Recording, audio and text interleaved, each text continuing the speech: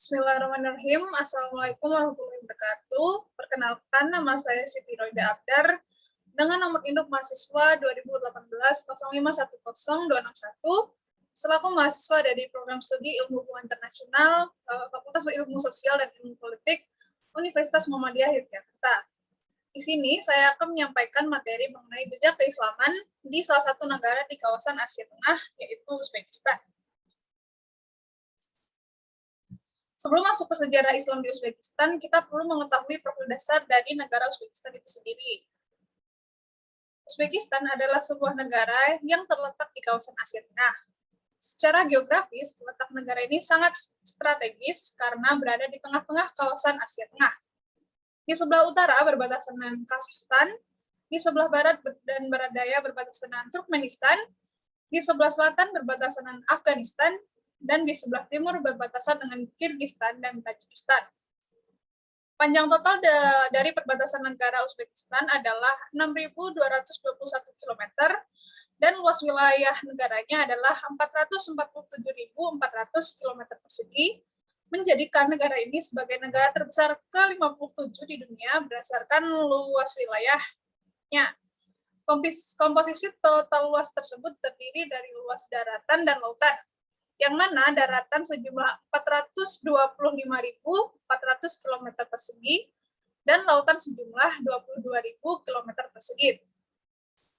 Titik tertinggi di negara Uzbekistan ini adalah berada di puncak ketinggian 4.643 meter, dan puncak tersebut bernama Khasire Sultan.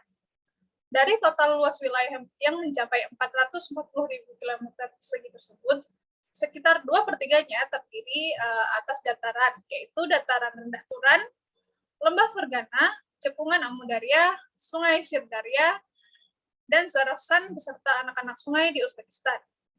Dan sepertiganya lagi adalah berupa pegunungan dan perbukitan, yaitu pegunungan Tian Shan dan Gisaro Alai.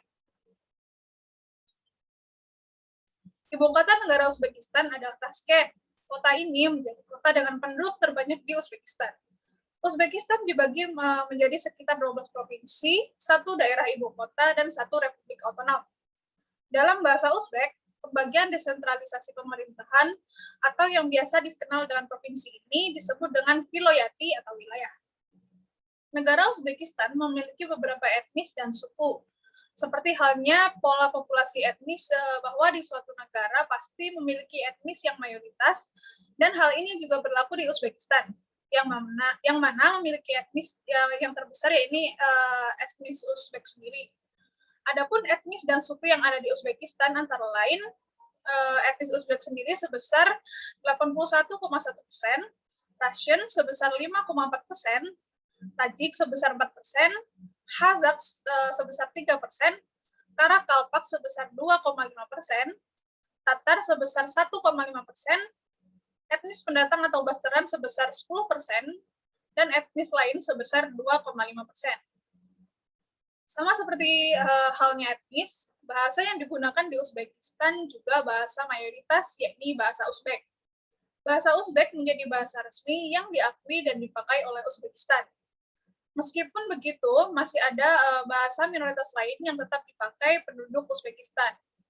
Adapun bahasa-bahasa yang ada di Uzbekistan adalah bahasa Uzbek sendiri dengan presentase sebesar 74,3%, Russian sebesar 14,2%, Tajik sebesar 4,4%, dan bahasa lain seperti bahasa daerah sebesar 7,1%. Selain bahasa, agama di Uzbekistan secara mayoritas adalah Islam Sunni, dengan presentase sekitar 90% dari total penduduk. Nah, selanjutnya gimana sih agama Islam ini bisa masuk ke wilayah Uzbekistan? Jadi Uzbekistan pernah menjadi bagian dari Kekaisaran Persia kuno dan kemudian dikalahkan oleh Alexander Agung pada abad ke-14 sebelum Masehi. Pada abad ke-8, suku nomaden Turkis yang tinggal di sana memeluk agama Islam karena adanya serbuan tentara Arab yang menguasai daerah tersebut.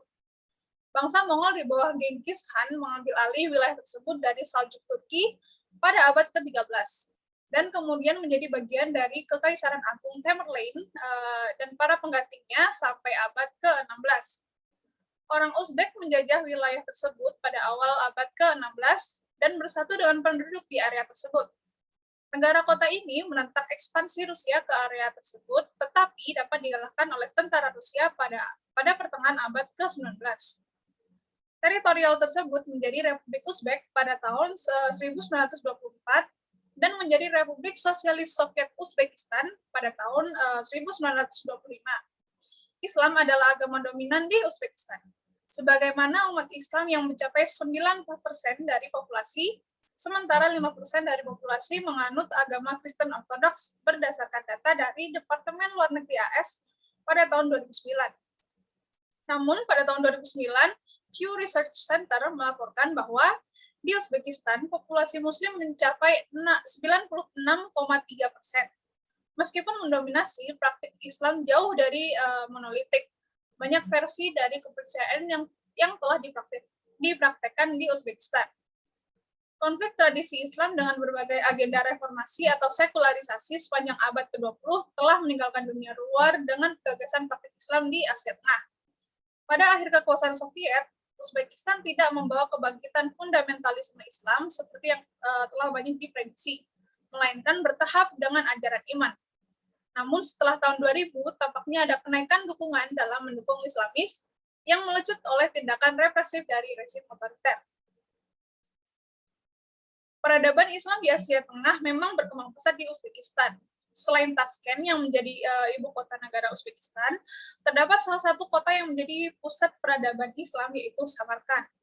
Samarkand merupakan salah satu kota bersejarah dalam peradaban Islam di Uzbekistan dan Asia Tengah.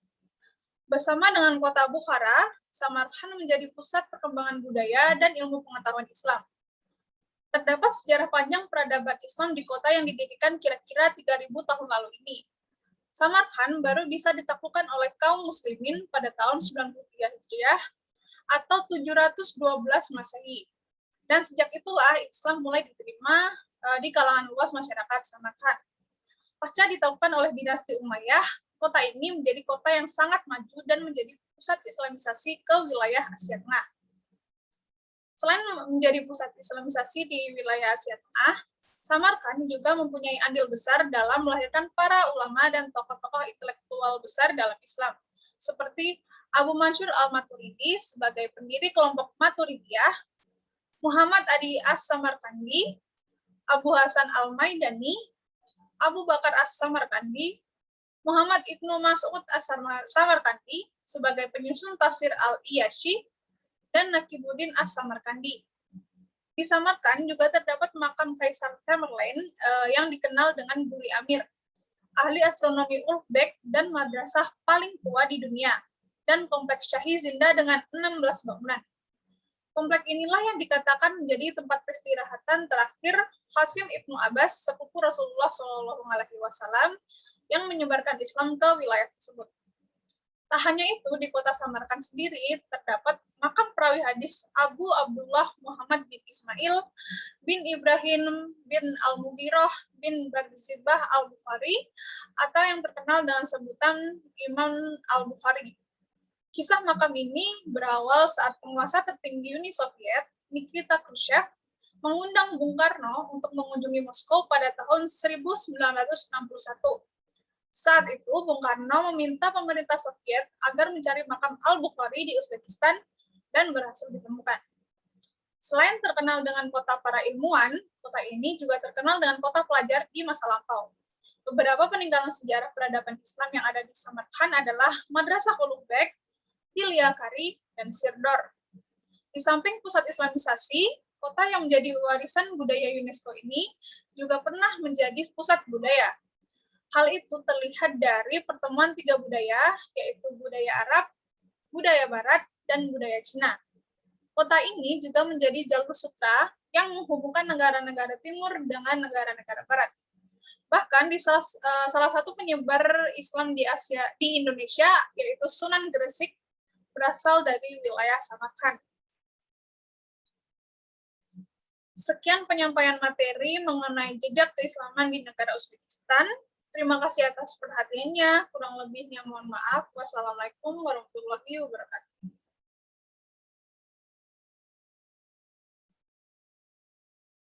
But let's